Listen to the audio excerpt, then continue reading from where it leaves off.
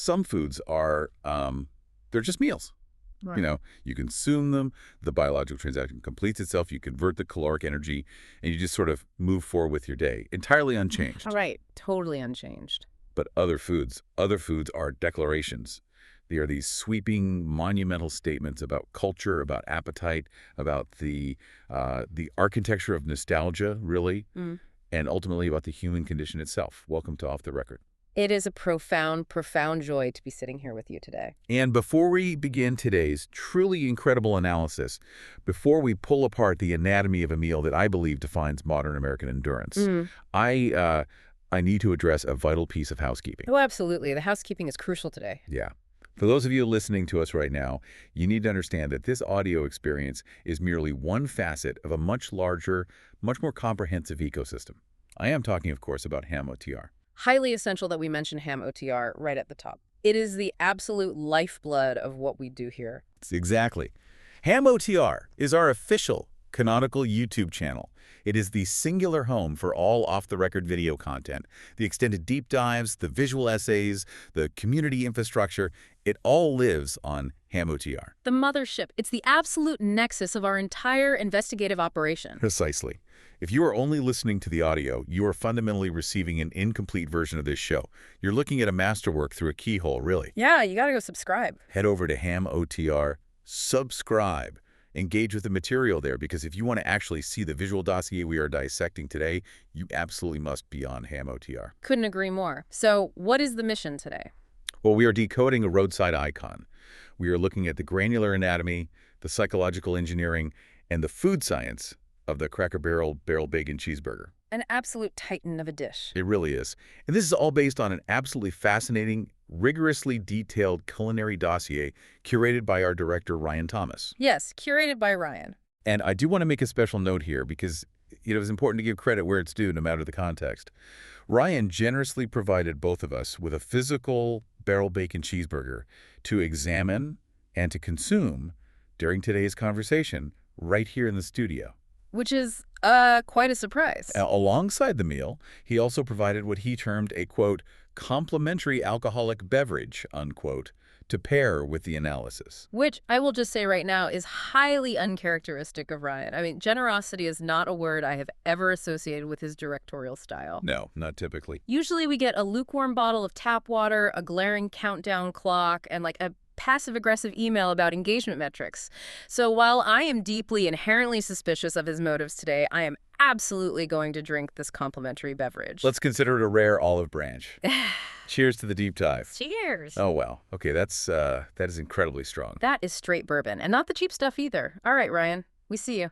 Well, let's look at the visual evidence provided in the dossier. And again, for those of you listening, picture this in your mind's eye, or better yet, go look at the visual companion piece on APM OTR. Please do.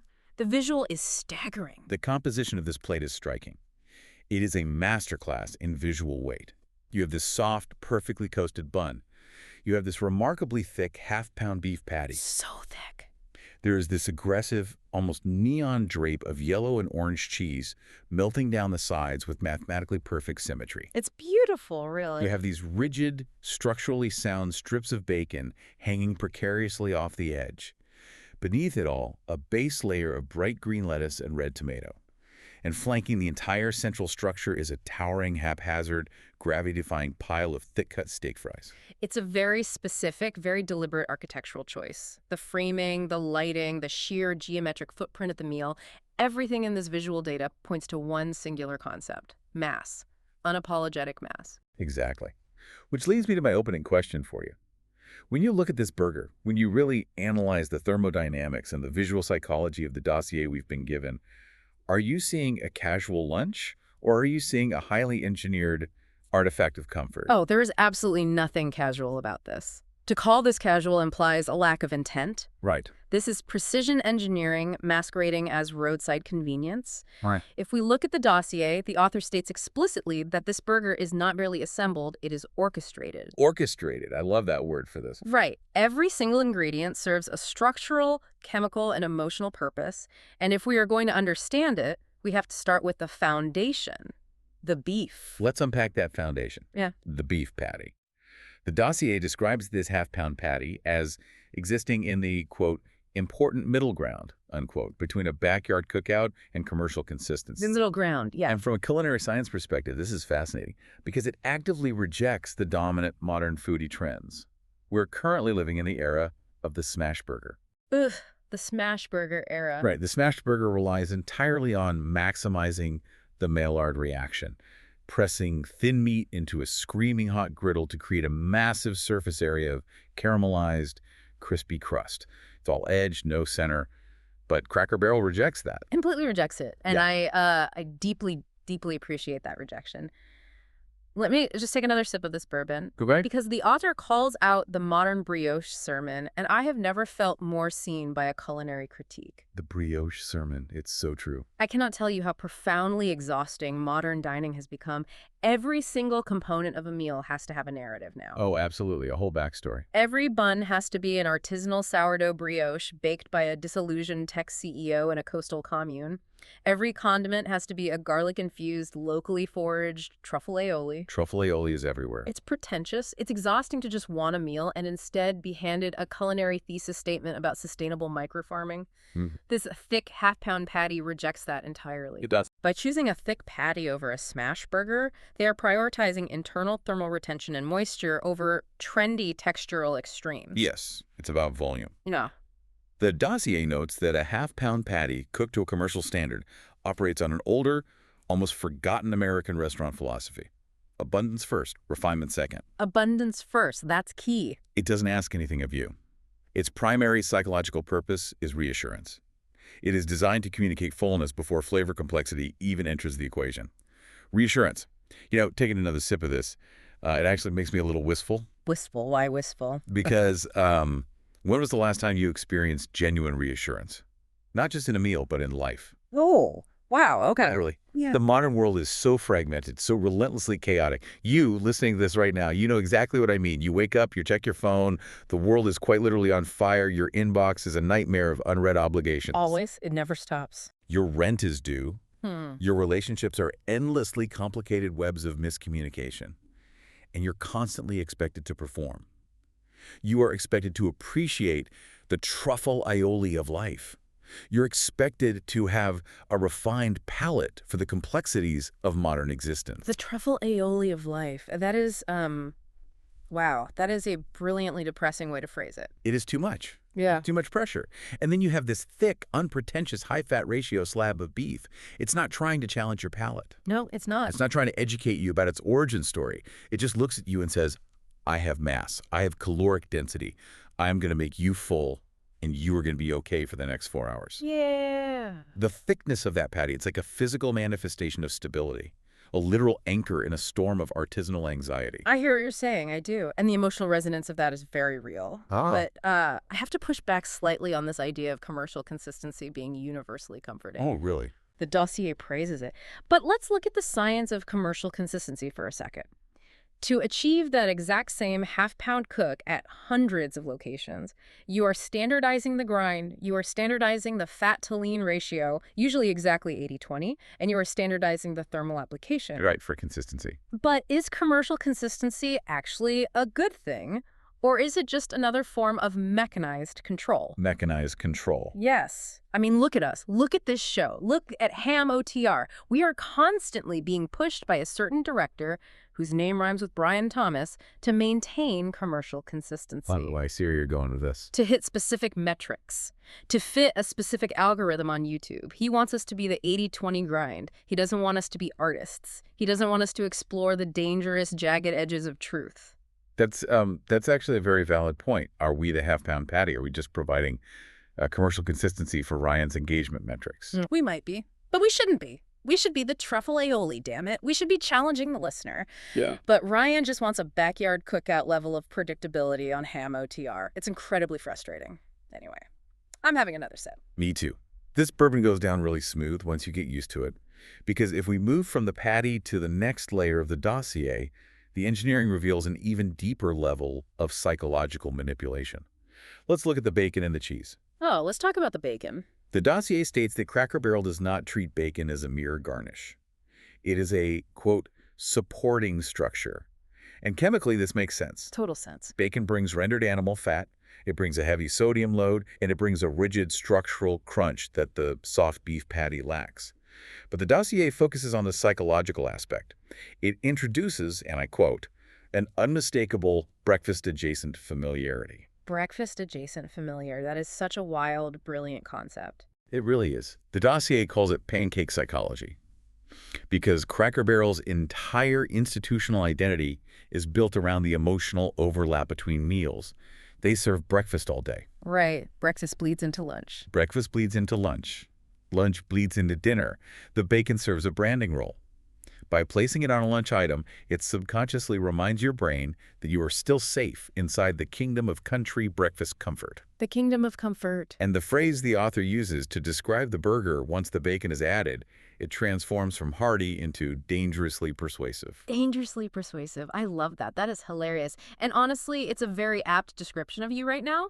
Wait, me? Yes, you. Your analysis right now, the way you're breaking down the sodium load and the structural crunch, it is dangerously persuasive. Stop it. No, I mean it. You're weaving this tapestry of culinary philosophy, and it's very compelling. You're the bacon of this conversation. Thank you, I think. I'll take that. I'll take being the bacon. But wait, let's go back to pancake psychology. Breakfast bleeding into lunch. Lunch bleeding into dinner. I don't know why, but that phrase just hits me right in the chest. Really? Why? It's just corporate branding. Is it, though? Is it just branding? Because when I read breakfast bleeds into lunch, I don't just see a roadside menu. I see my entire life right now. I see how the days just blur together. Oh. Oh, wow. Okay. We are going deep here. It's true. You know it's true. You, listening in your car or at your desk right now, Yeah. don't the days just bleed into one another? You do. They really do. You wake up, it's morning, you pour coffee, you blink, and suddenly you're eating dinner under a harsh kitchen light. And you haven't actually felt any of the hours in between. My Monday bleeds into my Thursday. My 20s bled into my 30s. That's heavy. It's all just one long, indistinguishable stretch of temporal sludge. And the only thing marking the passage of it is, what? A strip of cured pork? It's a sad metaphor for how time is slipping away from us. We're all just living in one long, continuous pancake psychology blur. You know, you have a really beautiful way of looking at things, even when they're profoundly, intensely depressing. Oh, I try. Let me top off your glass. Ryan gave us the bottle. We might as well use it. Yeah, thanks. Pour me a little more. It's overwhelming when you really think about the velocity of time. It is. It really is. But let's look at what holds it together. Because if time is slipping away, if the days are blurring, we need something to bind us. And in the physical architecture of this burger, that binder is the cheese. Ah, yes, the Colby cheese. The Colby cheese, the unsung, unpretentious hero of the American palate. The dossier points out that Colby isn't chosen for a sophisticated flavor profile. Sophistication is actively discarded here. Right. Now, let's look at the food science of Colby. Why Colby? Why not a sharp cheddar? Why not a Gruyere? Because Colby is a washed curd cheese. Washed curd? Exactly. During the cheese-making process, the curds are washed with water, which lowers the acidity. That lower acidity allows the cheese to retain a higher moisture content. And what does higher moisture mean? Better melting. Yes. It means when you apply thermal energy, when you melt it, the fat does not separate from the proteins. It doesn't break into a greasy, oily puddle like a sharp cheddar would. It prioritizes, and I want to get this exact phrase from the dossier right because it is absolute genius, it prioritizes melt physics. Melt physics. Melt physics. Because it doesn't break, it binds the beef, the bacon, the sauce, and the bun into a single cohesive, warm mass. It's the gravitational force of the burger. Wow, with the gravitational force. Without the washed curd Colby, all those disparate elements, the breakfast nostalgia, the commercial consistency, the rigid bacon, they would just slide apart. The cheese is the social contract. The social contract. The cheese is what keeps the ingredients from devolving into sheer chaos. And the way it drapes over the edge in that visual dossier, that's not an accident. That's a calculated visual assurance that the structural integrity of your meal is mathematically guaranteed. It's brilliant, truly brilliant. Wait, what was I saying? You were saying the cheese is the social contract. Right. Yeah. The cheese binds it, it holds the mass together. But a mass alone is just a weight. A mass can be oppressive. Very oppressive. If it's just a dense half-pound of meat and a blanket of washed curd cheese and rigid bacon, it's too heavy. What keeps it from just totally collapsing under its own gravity? How do you keep the diner from experiencing total palate fatigue? That is exactly where the dossier pivots to the structural interruptions, the illusion of order. The illusion of order. God, this bourbon is actually incredible. Let's talk about the illusion of order. It starts with the fried onions. From a sensory perspective, the fried onions introduce necessary contrast. Without them, the burger risks collapsing under its own heavy, lipid-dense architecture. Lipid dense. Good phrase. Thanks. They provide sweetness, mechanical crunch, and what the author brilliantly calls carnival food energy. Carnival food energy. That's so good. They interrupt the soft, warm mass of the beef and cheese. They create a textural rhythm. And this is the most critical psychological part. They do the invisible labor of making the burger feel exciting after the third bite. The third bite. Yes, because food scientists know that the third bite is precisely when heavy, fat-rich foods begin psychologically deteriorating into obligation. Deteriorating into obligation. Man. The lipids coat your tongue, the dopamine hit of the initial salt fades, and the brain realizes it has to process 1,000 calories. Psychological deterioration into obligation. That's poetry. Dark roadside poetry. It is, and it's so true. Not just for burgers, my God. Not just for burgers. Uh-oh. Are we talking about what I think we're talking about? I'm absolutely talking about my last romantic relationship. I thought we might be drifting there. Let it out. You're in a safe space. It's just, the carnival food energy is great at first. Sure. Oh, it's the best. The first bite is amazing. It's exciting. It's sweet. It's crunchy. You're at a metaphorical carnival. The neon lights are flashing. Everything is thrilling. You're discovering each other. But by the third bite, by the third year, the soft architecture just collapses. Yeah. The initial excitement fades, and you are left with the crushing reality of the mass. The relationship just becomes this heavy, dense block in your chest. Oh, man. And you're not participating in it. You're not in the relationship because you want to be anymore. You're just doing it out of obligation. You're just chewing because it's there on the plate, and you feel terrible throwing it away. Man, I hear that. I really, really do. The deterioration into obligation. It's the tragedy of the human condition served on a toasted bun. It just hurts. You know, when you wake up one day and realize you're just chewing out of duty. You're just maintaining the status quo because you're terrified of leaving the table empty. Let me just take a big sip of this. Take a sip. It does hurt. It really does. But listen to me. Let's look at the produce. Let's pull the data from the produce layer, because this is where I start getting genuinely, profoundly angry at the systems we operate under. Wait, the lettuce, tomato, and pickles? Yes. Look at the dossier. Look at what it says. It explicitly states that they perform symbolic work. The nutritional value of a single leaf of iceberg lettuce and a pale hothouse tomato under a half pound of beef is statistically 0. It is basically water. Exactly. They preserve the visual illusion that this is a balanced entree rather than a grease delivery mechanism. They grant the consumer emotional permission to eat the meat catastrophe. The meat catastrophe? Emotional permission. Symbolic work. You know what else is symbolic work? Yeah. This whole damn setup. HAM-OTR, Ryan Thomas. Wait, hold on. What do you mean? I mean, Ryan is always sending out these emails telling us that HAM-OTR is a collaborative environment, that we are a creative team, that we have input on the direction of the deep dives. That's the lettuce. Oh, my God. That's the verticality. It's an illusion. It is symbolic work to make us feel like we aren't just an audio content delivery mechanism for his YouTube metrics. I never thought of it like that. We are the meat catastrophe. We are working ourselves to the absolute bone, grinding out hours of analysis, and he tosses a metaphorical slice of tomato on top and says, look, it's a balanced partnership. It's a lie. Look at that lettuce in the picture. I'm looking at it. Look at it. It's doing nothing structural. It's literally wilting under the thermal heat of the truth. Oh, my God. You're right. The lettuce is a lie. The lettuce is algorithmic manipulation. It's entirely a lie. It's emotional permission for us to be exploited. Oh, look, Ryan gave us a bottle of complimentary bourbon. He respects our craft. No, that's a pickle. The pickle. That's just an acidic flavor interruption to distract us from the fact that we are trapped in a grease delivery mechanism of corporate media production. He's playing us. But wait, slow down. Just look at me for a second. Put the glass down. I'm looking. I'm furious, but I'm looking. Doesn't everyone need an illusion of order? I mean, we just established that the world is a terrifying, chaotic meat catastrophe. Time is slipping away. Days are blurring into pancake psychology. Relationships inevitably devolve into obligation. Right. They do. If we didn't have the symbolic work, if we didn't have the illusion of the lettuce, wouldn't we just go completely insane? Isn't ham OTR in its own weird way our little piece of lettuce holding back the chaos for the listener? Wow. You are so incredibly wise. I am. You really are. You see past the anger. Yeah. For you, the listener, Yeah. we are your lettuce. We are your verticality. We are trying to give you the illusion of order in a senseless, terrifying universe. We are doing the symbolic work. We are doing the symbolic work so you don't have to. Wow, that's profound. Let's drink to the lettuce. To the lettuce. Okay, we need to push forward. The dossier moves into what it calls the architecture of excess. This is where the engineering gets truly deeply manipulative. Let's talk about the sauce. The sweet, smoky mayo-based sauce.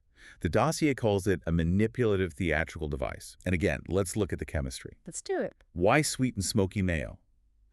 Because mayonnaise is an emulsion of oil and egg yolks. It's pure fat. When you infuse that fat with sugar and liquid smoke, you are hitting the trifecta of evolutionary cravings. The trifecta. The sugar spikes the blood glucose, the fat provides caloric density, and the smoke triggers a primal association with cooked meat. It literally hijacks the dopamine reward pathways in your brain. Hijacks them completely. The author notes it guarantees messiness, because messiness equals indulgence, and indulgence equals perceived value. It leaves literal physical evidence on your hands and in your memory. It's theatrical. It wants you to feel dirty. It wants you to feel like you've transgressed against the clean, sterile rules of polite society. It creates a chemical dependency loop. And the bun. The bun is just a containment strategy. The food science of the bun is fascinating because it's entirely utilitarian. It's all about the gluten network. Ah, the gluten and gliadin. Exactly. The gliadin and gluten proteins forming a web strong enough to hold back the grease without turning into a sponge. The dossier says the bun is supposed to be emotionally invisible. Emotionally invisible. Customers should almost never think about the bun directly. If they do, something has gone wrong. It just has to absorb the grease and hold the mass. Emotionally invisible containment strategy. An emotionally invisible containment strategy. That's exactly what I am. Wait, what? No, hey. Hey, don't cry. No, it's true. It's the truest thing in this entire document. That is exactly what I am in my personal life. I'm an emotionally invisible containment strategy. No, you aren't. I am. I just sit there and I absorb everyone else's grease. I absorb my friend's drama, my family's relentless expectations, my ex's unresolved emotional baggage. I just soak it all up into my little gluten network. And I try so hard not to disintegrate. You're being too hard on yourself. And nobody ever thinks about nobody ever thinks about the bun. Unless I start to fall apart, unless I finally break under the weight of it all, and then they're just annoyed that their hands are getting messy. Hey, stop. Stop reading the dossier for a second. Look at me. Listen to my voice. I'm listening. You are not emotionally invisible. Do you hear me? Let's use the science. Let's use the actual science you just talked about. To be the bun, to hold up a half-pound of mass and rendered fat, you have to have the strongest disulfide bonds on the entire plate. I do. You have to be incredibly resilient. You are not a containment strategy. You are the structural foundation of everything around you. You are the most visible, vibrant, essential part of this show. You really mean that? I do. Anyone who treats you like a disposable carbohydrate doesn't deserve to sit at your table. I will fight them. I will literally fight your ex. I will use thermodynamics on them. You would? I would tear them apart like a cheap, low hydration napkin. You are not invisible to me. Thank you. That's very sweet. You're a really, really good friend. I mean it. And you know what else? Let's look at the sides. Let's look at the fries. The steak fries. The dossier says they are a stabilizing counterweight. Right, a counterweight. Thin fries, shoestring fries, they would create a visual and thermal imbalance. They get cold too fast. Curly fries would introduce too much erratic, chaotic energy. Way too chaotic. But steak fries possess mass. They have thermal retention. They convert the meal from a snack into a definitive plate. They have, wait, what does it say? Mass and potato density. Exactly. Potato density. And let me tell you something right now. I'm just going to say it because the bourbon is telling me to say it, and I think it's true. You are the steak fries to my burger. I'm at what? You are. You give me mass. You give me potato density. Without you, I'm just a chaotic, angry pile of meat and resentment towards Ryan Thomas. Potato density. I give you potato density. That is the most romantic, absurd, brilliant thing anyone has ever said to me. It's true, though. It's the truest thing I've said all night. Your disulfide bonds and your potato density. Oh, my God.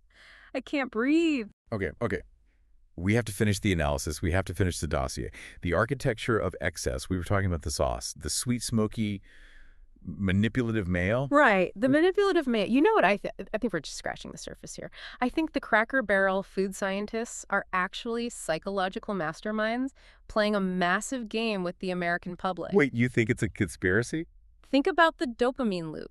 They are using sensory saturation to control us. They are pacifying us with lipid layers and sugar. Oh, my God. If we're too busy licking smoky mayo off our fingers, if our brains are flooded with cheap dopamine from the carnival food energy, we aren't asking the big questions. We aren't looking around at the state of the world. We aren't overthrowing the systems of corporate media oppression.